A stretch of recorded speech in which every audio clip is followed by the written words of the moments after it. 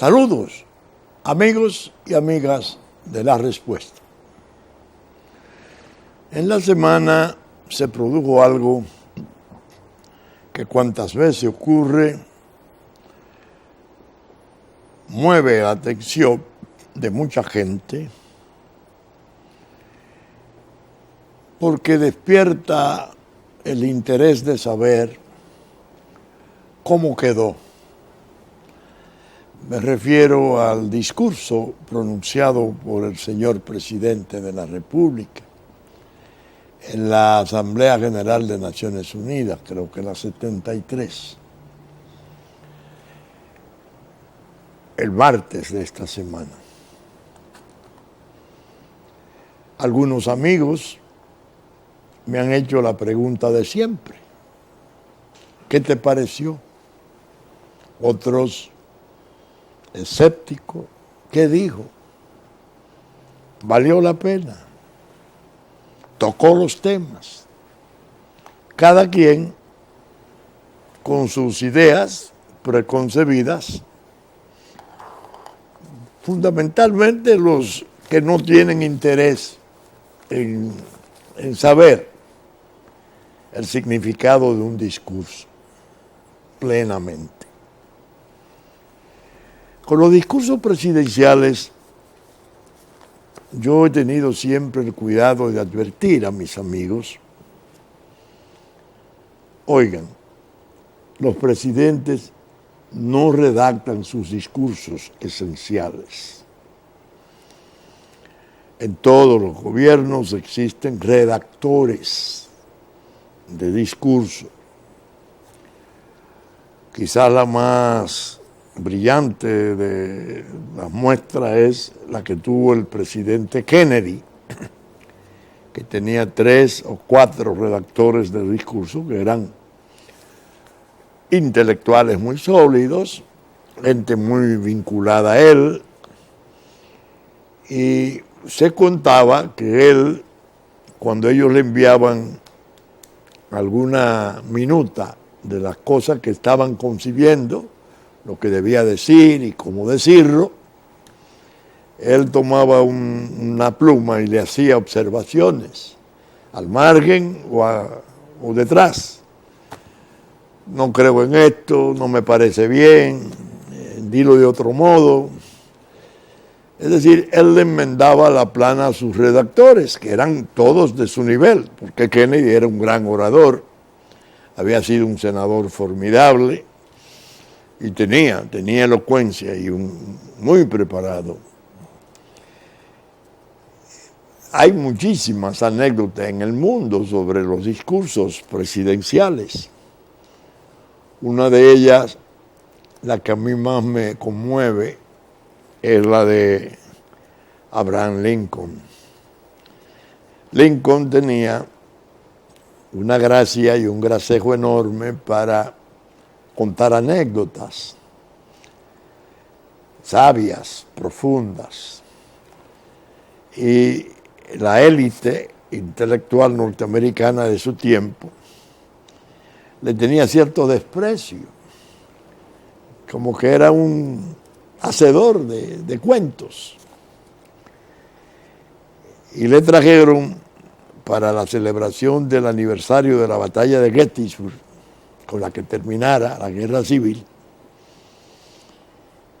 norteamericana, le trajeron un magnífico orador de Minneapolis, un abogado político, parece, yo no tengo su nombre de momento, que era un orador muy reconocido.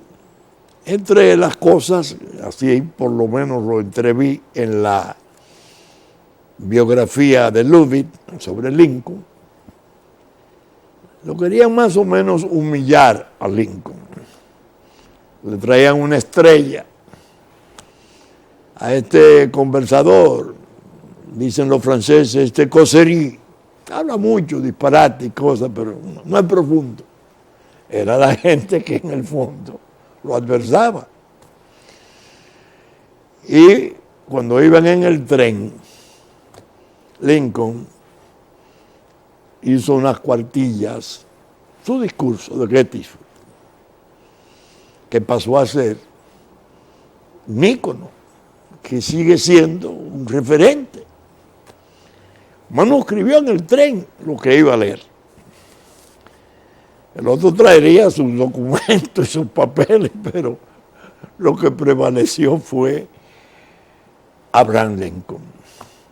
La gloria y el martirio y la grandeza de ese hombre importantísimo del mundo.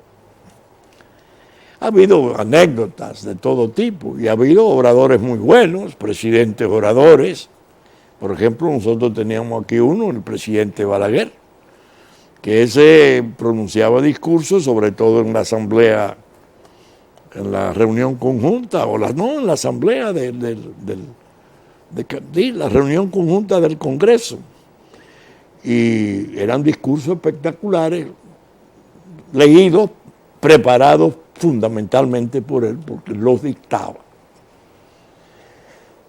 Y cuando cegó, el asombro era que no podía leer, pero entonces lo improvisaba. Era una supercultura y un hombre fuera de serie en la oratoria. Ha habido algunas anécdotas simpáticas. Cuando, por ejemplo, a uno de los presidentes nuestros se le perdió una página. Y entonces, en el momento muy espontáneo, dice, me sacaron una página. Como que se trataba de un sabotaje. Y así, pero regularmente la experiencia de los presidentes oradores atrae la atención. Pero la gente no comprende que, como he dicho muchas veces, y no me canso de repetirlo,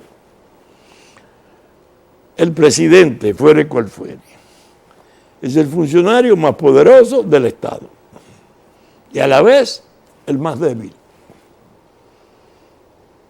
¿Por qué? Porque tiene todo el poder de decreto del jefe de la administración, comandante supremo, Fuerzas Armadas.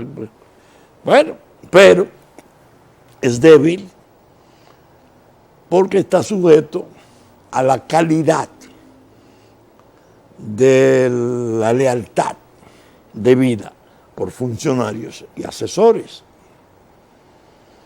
Si los funcionarios son estupendos, correctos, leales, que están respondiendo al interés del presidente y que se entiende que es el interés de la República, entonces la colaboración es sana, es provechosa.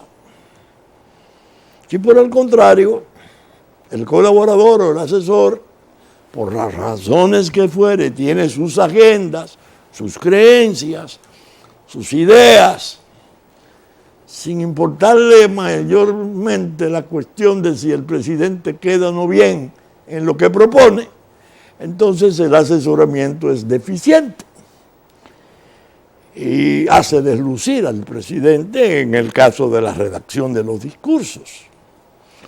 Yo se lo voy a poner más sencillo para que ustedes lo puedan entender, en general, lo puedan entender más rápidamente.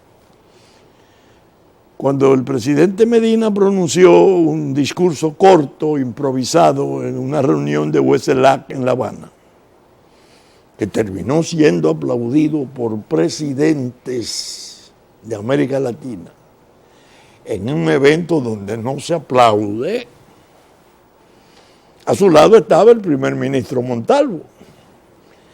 El espectáculo era la cara del primer ministro oyendo el discurso del jefe del Estado y jefe de la política exterior, hablando del fallo 168, la importancia de ese fallo, la obediencia debida, el riesgo que corría él si se oponía o lo frustraba, porque podía ser sometido a juicio político, el impeachment. Lo generoso que nosotros éramos en el trabajo, porque mirábamos para otro lado de nuestra ley de protección del trabajo nacional, viendo que el haitiano estaba ocupando, el obrero, el trabajador de la construcción, los lugares que nos corresponden a nosotros. Un discurso corto, emocionante, maravilloso. La cara del primer ministro parecía en ese momento de piedra. Era una especie, examínenla porque la vamos a reproducir un día de esto, de tierra trágame, que es lo que este hombre está diciendo. Era una improvisación en una intervención de jefe de Estado, muy espontánea. Esa reflejaba, improvisada, los sentimientos y las convicciones de Danilo Medina. Donde se descalabró, cuando semanas después, el primer ministro, ya con la parafernalia de la autoridad haitiana, de la autoridad internacional, la burocracia internacional, va a Juan Dolio y plantea exactamente lo contrario a lo que se había hablado en La Habana. Desmontó el discurso. Por eso observen que en el señalamiento que yo hago de que es el más poderoso, pero el más débil a la vez, no es antojadizo. No se trata de un juego de palabras. Es una convicción. Ahora bien, nosotros quisimos traer esto como preámbulo, porque el presidente nuestro habló, como dije, en ONU. ¿Cuál fue la nota que yo le puse al discurso? Si no mala, regular, pasable, diría el columnista Pedro Silverio Álvarez, que escribe en el diario El Calibre y que yo he elogiado con frecuencia por lo bien articulado que siempre está para escribir. Un discurso anodino al tratar el tema de las drogas. Lo dice Pedro Silverio Álvarez en la guerra fallida contra las drogas, en su columna en directo en el Diario Libre de hoy viernes, cuando se graba este programa. Anodino. Esto me trajo a la necesidad de hacer un recuento de algo que yo, cuando tenía funciones en el gobierno de asesor en políticas públicas de droga, algo que yo conocí, que me pasó bien de cerca porque fui actor, porque fui requerido. En una oportunidad, en el año 2014, yo le escribí una exposición al presidente de la República, el 21 de febrero del 2014. Había una actividad de Naciones Unidas. Yo no preciso si era en Guatemala, en Antigua Guatemala, o era en la propia Asamblea General, que le estaba siendo reservada al problema mundial de las drogas.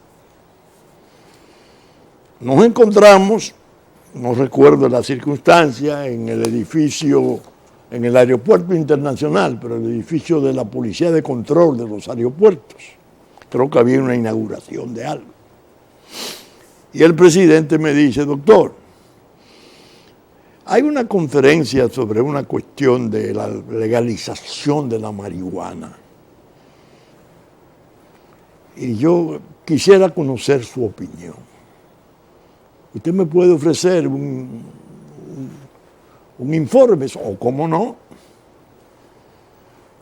Entonces, 21 de febrero de 2014, yo escribí esto. Y le decía al presidente Medina lo que yo entendía que debía de ser la posición dominicana en ese evento internacional. Como él me pidió la opinión, yo le di mi parecer. Es un informe que al leerlo ahora, Es decir, en septiembre del año 2018, 4 años después, yo lo he apreciado mejor que cuando lo escribiera. Porque, precisamente, como tendría que hablar del discurso de las Naciones Unidas, revisé esto, que ya no era la legalización de la marihuana, debo aclarar, sino él trató el tema de las drogas. Se fue a una figura un poco arriesgada cuando comparó la lucha contra la droga como algo tan difícil que se entendía poco menos que imposible de librar, como el cambio climático. Es decir, las dos grandes tragedias del mundo, de la humanidad, para decirlo en una forma más puntual, el cambio climático, que puede llevarnos a volvernos una piedra como Marte, o la droga, para decirlo con más concisión. El discurso, hay quien lo redactó, quien lo planeó, quien lo pudo revisar, no fue perspicaz como para decirle al presidente, no debemos de hacer esa comparación, porque usted como jefe de Estado no se puede declarar rendido, y llevarlo a esos niveles indica que es una lucha imposible.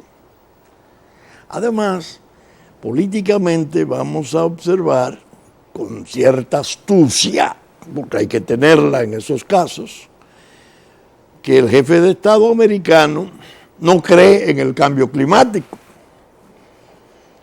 Va a hacer un ataque feroz al narcotráfico internacional cuando él intervenga, de seguro, porque uno de los temas más ardientes de su gobierno es la lucha contra el crimen organizado y el tráfico de drogas.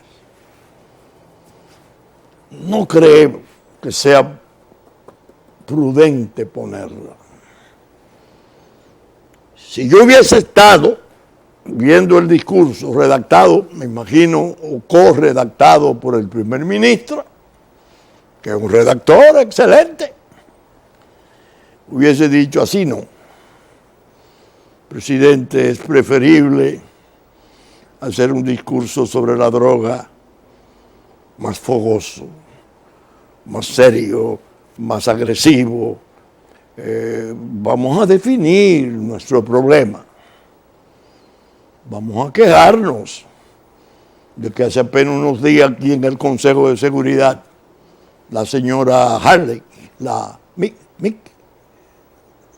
Nikki Haley, una señora muy dinámica que representa a Estados Unidos en el Consejo de Seguridad, hizo alusiones muy graves, muy severas sobre la República Dominicana y dejó abierta la posibilidad de que se entienda que al sentarse el delegado nuestro en el Consejo de Seguridad viene a representar una especie de pre-narcoestado o narcoestado virtual, porque hay esas afirmaciones que se referían esencialmente a Diosdado Cabello, el presidente de la llamada Asamblea Constituyente de Venezuela, pero lo vinculaba con República Dominicana, venía a coincidir con el informe del Crime Insight, que nos pone a nosotros como que somos los que estamos favoreciendo el tráfico del 15% de la droga del mundo. Si yo hubiera estado ahí, digo, no, vamos a hablar por ahí. Vamos a hacer lo que yo hice cuando Estados Unidos recobró el interés en la región y vino una delegación numerosísima a hablar sobre la seguridad del Caribe. Y en la Cancillería tengo una testigo de excepción, que sería la doctora Liriano. Yo le di a los 24 representantes norteamericanos una reprimenda tremenda, porque habían abandonado al Caribe, porque el diseño del Plan Colombia y de la iniciativa Mérida se había hecho con la torpeza de no prever que el narcotráfico internacional iba a derramarse sobre el Caribe. Y en la parte este, como Antilla Mayor, estamos nosotros, vecinos de Puerto Rico, y cómo eso nos iba a abrumar. Y el problema de un narcoestado de décadas al lado de tiro libre de drogas, paradójicamente ocupado por Naciones Unidas, en las barbas de Naciones Unidas, 15 y 16 años de tráfico masivo de drogas. Por eso tiene alguna razón el señor Trump para hablar de lo inservible que resulta el organismo. Declaró en el año 1961 a la droga crimen de lesa humanidad. Ocupa Haití 16 años, 17 años, y pasaba una camioneta cargada de cocaína y sus tropas multinacionales no podían intervenir porque el mandato no llegaba ahí. El mandato era la preservación de la paz. Inservibles. Hago un paréntesis. Ahora, por cierto, el representante de las oficinas de Naciones Unidas aquí, no me voy a ocupar de su nombre ni de su nacionalidad, un burócrata internacional de esos, dice que hablar nosotros, es paréntesis esto, de una ocupación haitiana es una forma de generar alarma. Oiga hasta dónde llega el atrevimiento de estos burócratas internacionales. Ellos quieren que eso se produzca con el silencio del dominicano. Ellos quieren amordazar al dominicano para que no pueda hablar de ese trastorno. ¿Te parece algo a lo que Luis Almagro vino, lo complacido que estaba con la política migratoria? Porque le han cedido en todo lo que ellos aspiraban. Pero bien, cierro el paréntesis, volvamos al discurso. Yo le hubiese dicho al presidente, vamos a hacer un discurso severo y vamos a emplazar a las naciones de alto desarrollo y de gran consumo, porque hemos estado en todas las conferencias internacionales, hemos estado en Bruselas, hemos estado en Washington, hemos estado en Montevideo, y las luchas son considerables las que hemos hecho y los sacrificios, pero los recursos necesarios para poder ejercer una resistencia eficaz no se llegan. Nosotros tuvimos que incurrir en la compra de tucanos en Brasil para poder suprimir los vuelos criminales que eran interdiarios, que quedaban los aviones que traían el crimen abandonado en los cañaverales y las carreteras. Luego de pasar años solicitándole algún equipo aéreo, aviones de uso, de medio uso, a los norteamericanos. Vamos a hablarle de la extradición. Nosotros comenzamos a servir a la comunidad internacional favoreciendo las extradiciones de capos nacionales y extranjeros que hacen los tribunales, sus tribunales, Estados Unidos, que hacen sus fiscales, pactan, tratan, lo convierten en delatores premiados y a corto tiempo ya están aquí enriquecidos en las mismas actividades de siempre, peor aún, ya salvados supuestamente de todo tipo de inculpación. Vamos a hablarle de que le propusimos en Washington, en una reunión que hubo, la posibilidad de hacer un acuerdo bilateral para el cumplimiento de las penas residuales, construyendo aquí una cárcel de patrones internacionales, a fin de que los deportados, que ya pasan de 140,000, no lleguen a nosotros a disfrutar sus riquezas y a ejercer un dominio mayor, como lo vienen haciendo, infiltrado en todos los planos de la gobernanza nacional. No lo quisieron. Admitieron que teníamos razón. En mi caso, el general McCaffrey, la señora Janet Reno, la procuradora general. Pero entonces tenemos el problema del Congreso y los jueces.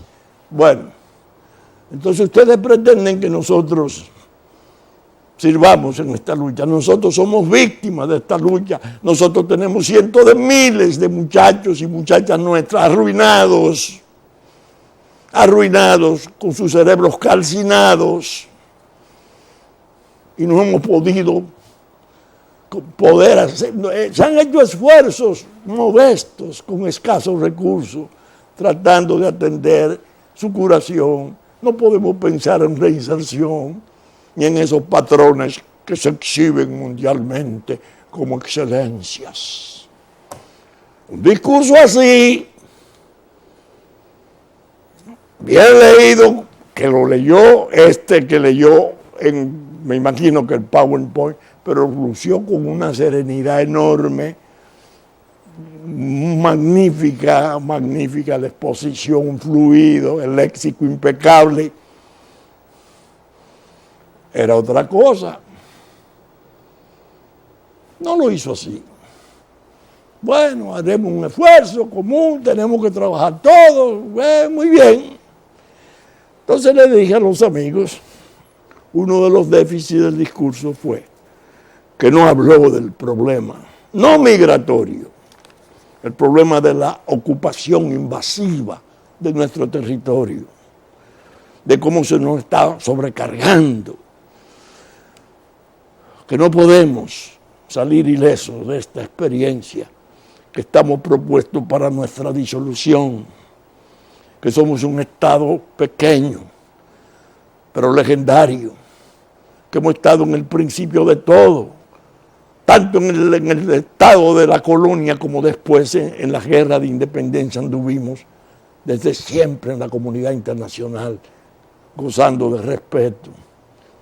Cuando se producían vulneraciones de nuestra soberanía con ocupaciones militares. Ese es el tipo de discurso. No hablemos de eso. Dice el señor de las Naciones Unidas aquí, eso es provocar alarma. Oiga, el pecado es provocar la alarma nacional porque están ocupando el territorio. Ustedes están oyendo.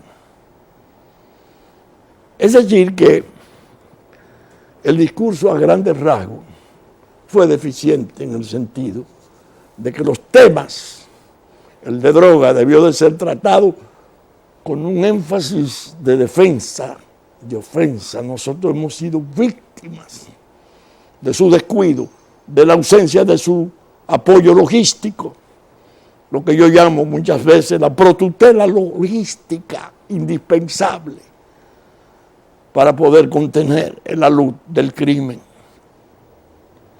Vamos a hablar del problema de Haití. No pueden ustedes suponer que se puede resolver esa tragedia en base a crearnos una tragedia mayor a nosotros y hacernos desaparecer. La comunidad internacional tiene que hacerse cargo de esa tragedia.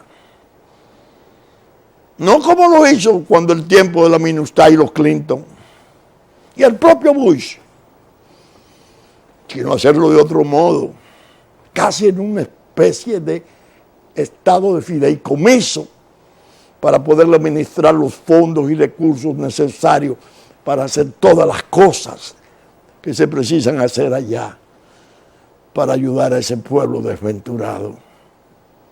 Ese era el discurso. Pero volviendo al informe que me había pedido el presidente, sobre la legalización de la marihuana, porque él quería tener mi opinión, porque él iba a intervenir como jefe de Estado y quería saber, tener elementos. Me imagino que así lo haría con otros de sus colaboradores. Yo lo leí, solo voy a leer algunos parrafitos para que ustedes vean la magnitud y la envergadura de esto, pero especialmente quiero leer una cosa para responderle con el mayor respeto y la mayor simpatía al doctor Silverio Álvarez, a quien no conozco, repito, y admiro su forma de escribir, pero en su artículo, la guerra fallida contra las drogas, termina en su último párrafo. Como economista tengo entendido, hay una oferta, hay una demanda, crear una ilicitud dentro de eso, lo que hace es que genera crimen. Solo le faltó citar la ley seca, que es un argumento ya muy manido. Surgió Capone y subieron los cárteles y el crimen organizado porque se prohibió el alcohol. Están los carteles porque es un negocio. Vamos a popularizarlo y punto. Y entonces fajémonos con la curación. Ay, no. Ese es el punto de vista economicista. Yo le escribí al presidente Medina desde el punto de vista de la salud. Pero ustedes verán la fuente. En tal sentido, después de haber hecho un cuidadoso y detenido examen de todos los trabajos presentados, pude asumir algunas convicciones que me parecen útiles y pertinentes en capacidad de favorecer la cimentación de la posición del Estado dominicano, a fin de que nuestro presidente tenga información auxiliar y suficiente al participar en los eventuales debates de la próxima cumbre de presidentes, donde se habría de conocer de esos informes, así como en el otro Foro Mundial de ONU cuando fuere de lugar. Todo ello porque entiendo que por encima de esas comprobaciones de índole científica, que soy las que voy a leer un párrafo, tan depuradas, ninguna otra consideración de políticas públicas podría sobreponerse.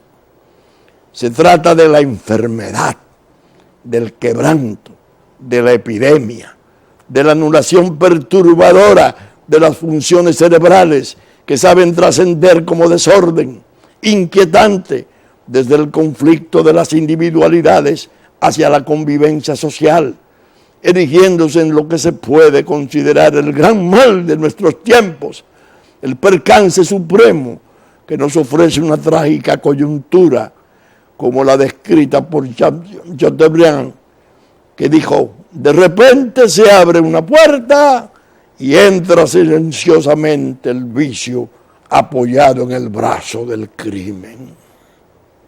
Entonces, ¿a qué me refería yo?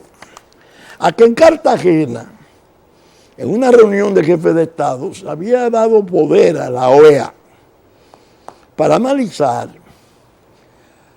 una propuesta que había hecho el presidente de Guatemala, que ahora está preso, para la legalización de la marihuana.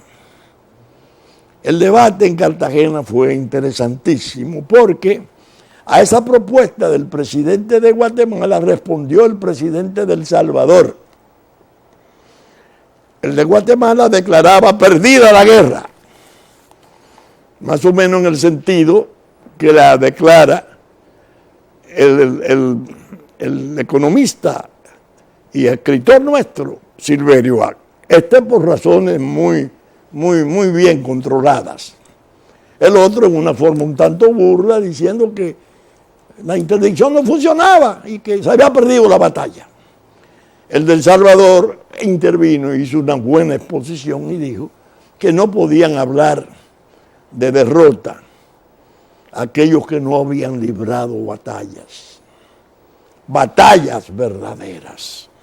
Entonces, la OEA comisionó a un grupo importantísimo de académicos y científicos del mundo para que dieran sus opiniones. Entonces, hay un informe muy importante sobre los problemas de la salud y los peligros que corre la salud del mundo con esa droga de iniciación llamada una droga dulce, que es la marihuana. Increíble. La droga en la salud humana. Se ha señalado antes que las consecuencias del consumo de drogas sobre la salud de los seres humanos son una parte principal del problema de drogas. Son esas consecuencias las que han llevado a la sociedad a controlar tal consumo. Una decisión que, como también se ha señalado, ha generado una economía ilegal con enormes secuelas en materia de violencia y delito. El esfuerzo de la sociedad que la sociedad hace para evitar los daños que el consumo de drogas provoca sobre la salud de los seres humanos se encuentra en consecuencia en la base del problema de drogas. Y por consiguiente es lógico que este informe comience por el examen de ese daño a la salud. Las diferentes drogas impactan y modifican múltiples sistemas y órganos, especialmente el cerebro, con consecuencias aún más severas entre los jóvenes. La investigación desarrollada en las últimas décadas en el campo de las neurociencias ha aportado evidencia que permiten sustentar una relación íntima entre las estructuras cerebrales y las conductas asociadas con el consumo de droga. Esta relación se agrega a la predisposición a los efectos a corto y largo plazo que puede causar el consumo de sustancias y la importante participación de los factores medioambientales. Pero le voy a localizar puntualmente, porque no tengo el tiempo, lo de la marihuana para que sepan ustedes de qué se trata.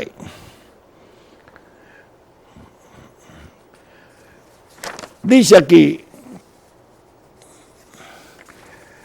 la cannabis sativa o marihuana tiene como compuesto activo el tetradocannabinol, THC, que afecta la regulación de las emociones, memoria, atención, control de la atención y la percepción. El consumo intenso de marihuana incrementa la probabilidad de que se presenten síntomas psicóticos, depresivos y conducta suicida. La investigación indica que las alteraciones cognitivas producidas por esta droga podrían ser reversibles una vez que la persona deje de consumirla. Pero en otros estudios se demuestra que el consumo intenso durante la adolescencia puede producir cambios persistentes e irrevocables. La evidencia científica disponible señala que es una droga asociada a una menor mortalidad en comparación con otras sustancias, pero que no está exenta de daños potenciales y está asociada con riesgos mayores si se consume en la adolescencia. Entonces va describiendo la cocaína, la heroína, entonces las otras controladas, el alcohol, los inhalables, un informe tremendo que yo quisiera que el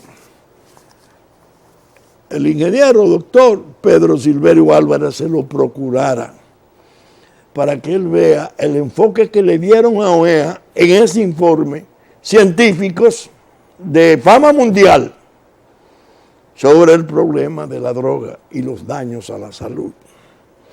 Todos los enfoques, decía yo al presidente, describen el trastorno inmenso del consumo, pero extrañamente se refieren con cierta desidia y desinterés a las necesidades no satisfechas que han existido para organizar una genuina interdicción de resistencia crecientemente efectiva y progresiva. Esto es algo que le deja al observador la sensación de que se busca con ello darle fundamento al predicamento de trasfondo de que la guerra se ha perdido.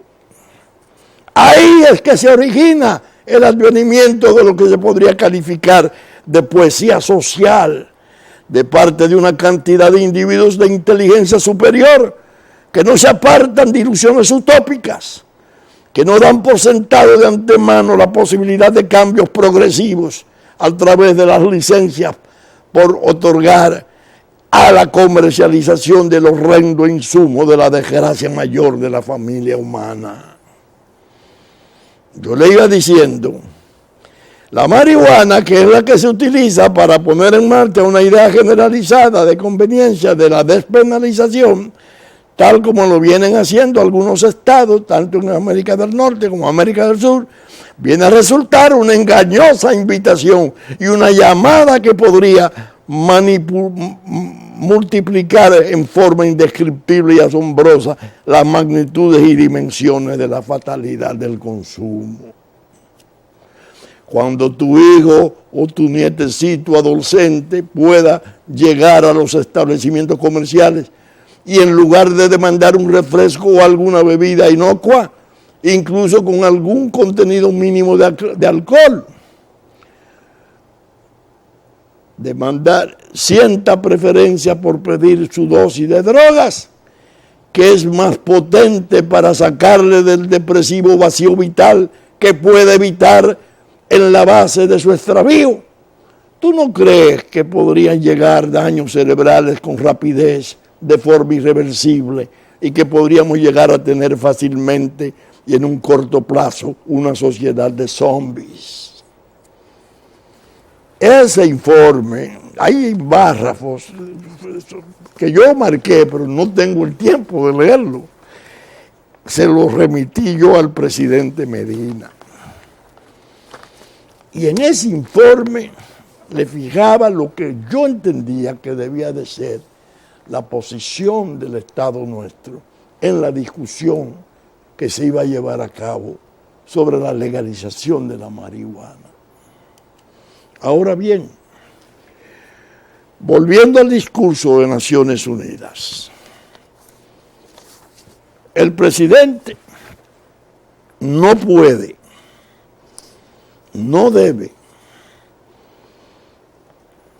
pasar de largo por ocurrencias pesadas.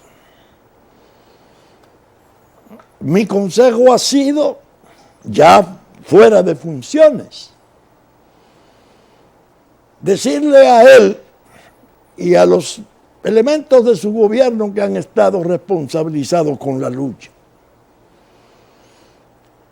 partan del principio de que en esto no hay éxitos totales. Que eso que se ve de apresamiento, de alijos, es muy provechoso, es parte de la interdicción, pero mantengan siempre la actitud de que estamos mejorando los procedimientos. Hemos hecho algunos procesos en los procedimientos. No sean triunfalistas, porque el fenómeno es demasiado aplastante y los recursos nuestros han estado muy restringidos. Vamos a demandarle a quienes pueden proveer los recursos apoyo mayor. Vamos a emplazarlo. Mantengámoslo bajo la exigencia. Somos un Estado pequeño, somos un Estado débil. Nos están destruyendo. Si no tenemos la protutela que me referí, logística, terminaremos por bandidizarnos, gangsterizarnos, convertirnos en una especie de territorio libre para el crimen. Si yo hubiese sido, repito, consejero de ese discurso, ese hubiese sido mi consejo. Presidente, su silencio, pasar de largo de los temas reales, no es bueno. No es bueno porque en la comunidad internacional hay un ingrediente nuevo.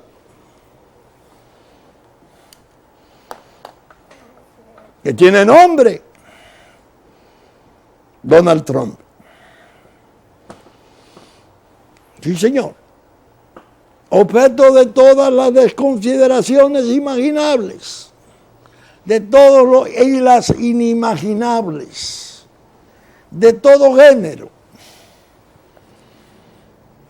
de gente que ha trabajado desde el principio, aún dentro de su propio hábitat, aún dentro de su cercanía, para derrocarle. Pero un hombre que puede decir lo que dijo ahí en Naciones Unidas, los 8 logros de su gobierno, con una economía con los niveles que tiene de ascenso, jamás registrado en la historia de Estados Unidos, no es un poder cualquiera. Y entre su programa más determinado figura la lucha contra el narcotráfico, una posición, si se quiere, rencorosa y dura frente a los opiáceos. Está entendiendo que le está llegando droga sintética, además, que está dañando sus juventudes. Tiene posiciones contra el crimen organizado. Sospecha de que en la inmigración desordenada, ilegal, el crimen se vale de ella para producir grandes daños. Incluso ahora con el ingrediente nuevo del terrorismo. La gente que anda con ese hombre no es cualquiera. No son del litoral de la diplomacia. Son del litoral militar. Pero un litoral militar no necesariamente arbitrario y drástico. Torpe, guardias de línea. Son gente de alta preparación. Y en una forma u otra, ese es un poder a considerar. Y estamos en la mira muy certera y peligrosa de trastornos mayores alrededor de ese tema de drogas. El informe del Inside Crime es peligrosísimo. Es un signo claro de que en ese poder del norte, República Dominicana está colocada en una precaria y delicada situación, ya no de mero tránsito de droga, sino de estación permanente para la negociación y el transbordo de la droga en un 15% de la droga del mundo. Y eso es grave, muy grave. Y no le hace bien el silencio presidencial en una tribuna como esa, a esas realidades. Por eso comencé diciendo, hablando de la debilidad simultánea a la fortaleza y al poder de un presidente. Ahora, ¿qué va a pasar en la región? ¿Qué va a ocurrir? Viene y se forma entonces para nosotros el macrocontexto que ya he comentado en los últimos programas. Las relaciones con la China continental, con la China popular, el abandono de las relaciones tradicionales con Taiwán, que produce escozor, que produce mal humor, irritación en ese poder. Pero nosotros en el centro del Caribe siendo un objeto a observar, a mirar. Entonces es previsible que vengan trastornos institucionales totalmente indeseables, innecesarios. De ahí es mi insistencia en la unidad nacional, porque solo la unidad nos puede hacer fuerte. Yo le escribí una carta el 4 de julio del 2014 al presidente Medina y le refería una conferencia que acababa de dictar el expresidente Álvaro Uribe Vélez en el Centro de Importaciones, de Exportaciones. Fue brillante. Pero la parte de la despenalización o la legalización de la droga la trató en una forma admirable. Y le decía yo en esa carta al presidente Medina, los conflictos regionales y las maquinaciones de la geopolítica son intrincados y en gran modo laberínticos. Y ya hay una serie de situaciones a la vista cuyos escenarios podrían ser tanto Venezuela como Cuba, en la previsible y crucial transición que se espera de ambos. El desastre del vecino territorio, Haití, y esa ocupación militar multilateral sumergida sus fuerzas, según la describo con frecuencia, como una anaconda en el pantano, y nosotros teniendo que resistir tantas injusticias de parte de aquellos sectores internacionales que se han alineado penosamente bajo palio de Naciones Unidas.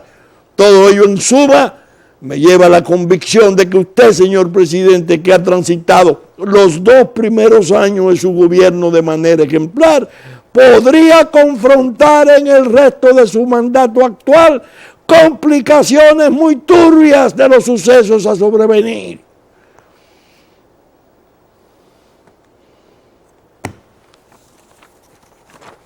Junio del 14. ¿Creen ustedes que lo que sea le anticipaba a ese, siendo yo asesor en política de droga, a ese presidente? No era una realidad. No era una iniciativa de buena fe, de preocupación seria, sincera. Solo hay que ver los hechos. Pero bien, el tiempo en televisión es terrible. Ya ha terminado. Saben ustedes que estamos saliendo por Supercanal 33, 3 del cable, domingo a las 11 de la mañana en nuestra versión central. Ella nos anticipó Cinevisión Canal 19 a las 6 de la mañana de sábado, Telefuturo Canal 23, 8 de la mañana de domingo, después de la misa de San Antonio, que nos transmiten en forma simultánea también Telenor de San Francisco de Macorís, Teleimpacto, canales 22 y 52 de Aster, a las 12 del mediodía, Telenor a las 6 de la tarde y además a las 9 de la noche y a las 9 de la mañana del lunes Teleimpacto. TDI, canal 51, 7 de la noche de domingo. Musavisión, TV3, TV Plata, Puerto Plata, 10 a 12 del mediodía de domingo. Saben ustedes además que este programa nuestro está retransmitido por los canales amigos de Constanza, Montecristi, Sabaneta, Higüey y Romana en los tiempos pertinentes que se reproducen algunos de sus contenidos. Saben ustedes además que la radiodifusión está a cargo de la Radio Real de La Vega y que estamos saliendo en forma simultánea además el Hit 92 a las 6 de la mañana de domingo para el sur de la República. Y se nos está pasando además